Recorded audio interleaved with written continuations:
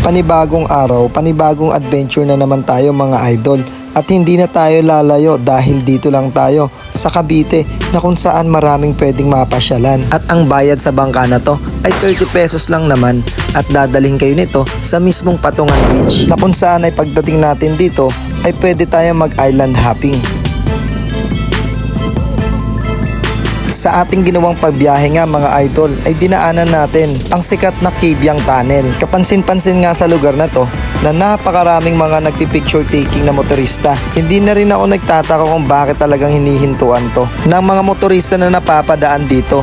Dahil ito lang naman kasi ang pinakamahabang tunnel na meron ng Pilipinas. At ito ay ginawa upang makabawas ng mahabang oras na pagbiyahe mula Maynila to Batangas. Dahil kinukonekta nito ang Ternate Cavite at ang Nasugbu Batangas. Ito ay may haba na 300 meters mula sa pagpasok mo hanggang sa paglabas. Sa pagdaan nga namin dito sa nasabing tunnel, napansin ko kaagad sa mga motorista ang madalasang pagbusina.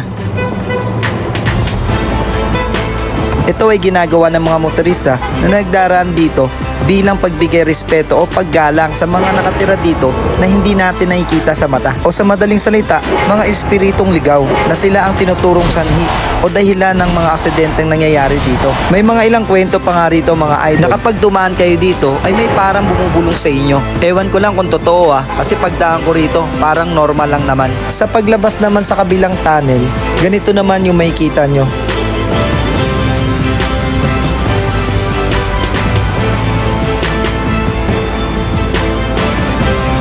Sobrang tahimik at wala masyadong kabahayan. Pero biyahe pa po tayo ng 5 hanggang 8 minuto, mararating na po natin to. Ito kasi yung pinaka landmark nila kapag magpupunta kayo ng Patungan Beach. Meron silang mga parkingan dito at tagabantay sa mga motor nyo kahit pa sasakyan.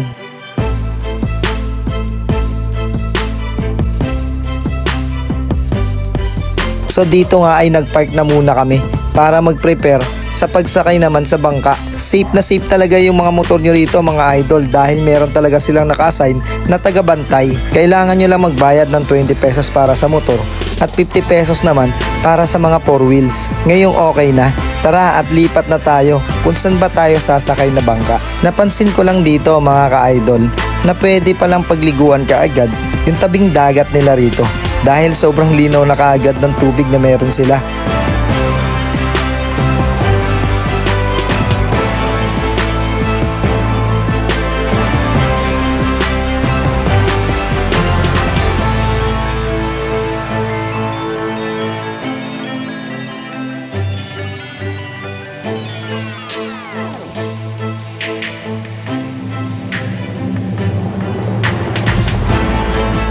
Dito naman mga idol ay kailangan lang natin magbayad ng 30 pesos per head para sa transportation natin mula dito papunta ron sa mismong Patungan Beach.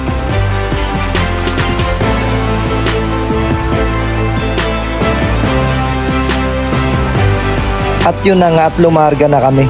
Siyempre kailangan nating lumikot para makuhaan natin yung buong pagbiyahe namin. At habang bumabiyahe, napakasarap naman sa pakiramdam dahil banayad lang yung alo na meron sila rito.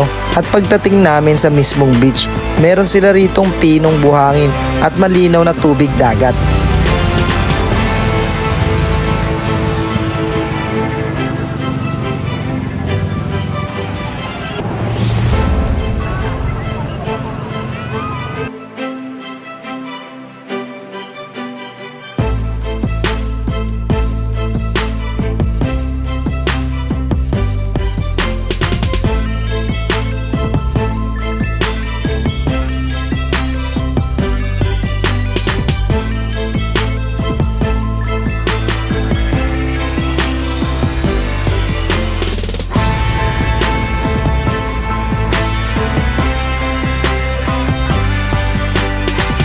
Sa mga magpupunta po rito ay kailangan ay umaga pa lang, ayan dito na po kayo para po makapag-island hopping kayo sa mga isla na malapit dito dahil meron po silang cut-off na hanggang alas 2 lang ng hapon ang pwede.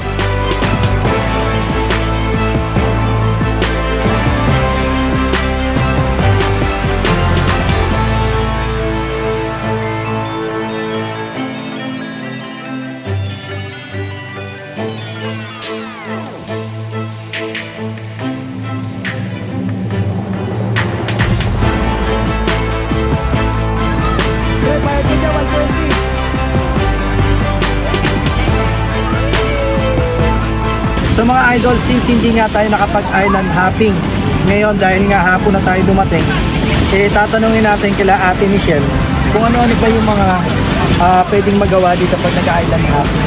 So, for example, katulad nga nito ate, no? Yan, yan, pakisong nga idol. Yan, yung tinatawag na Carabao Island.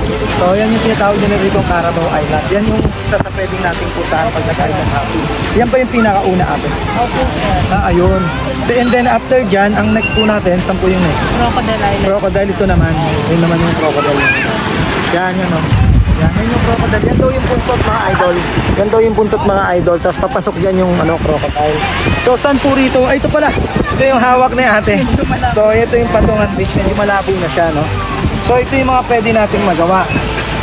For example, ito yung isa sa kilalang kilala dito sa Patungan Beach na pinupuntahan ko. So, dito yung pwedeng tumalon. Hindi dito. Ito yung free diving. Ito may kita nyo, may mga tumatalon nyo. So, ito yung magandang pagtalunan ng mga nagda-dive. So, yan pala mga idol. And then, pwedeng magpakain din ng isda, no? So, lahat po ito, isa abot ng 3 oras. Mga ganun, 3 to 4 hours. Sa 10 tao, magkano po yun? 3.5 po sa 10 tao. So, kung grupo kayo, patak-patak, maliit lang na bagay yan. So, mga idol, punta na kayo rito sa Patungan Beach. Dito yan, sa Cavite lang po, na napakalapit lang sa Metro Manila. Hanggang sa susunod ulit mga idol, maraming salamat po.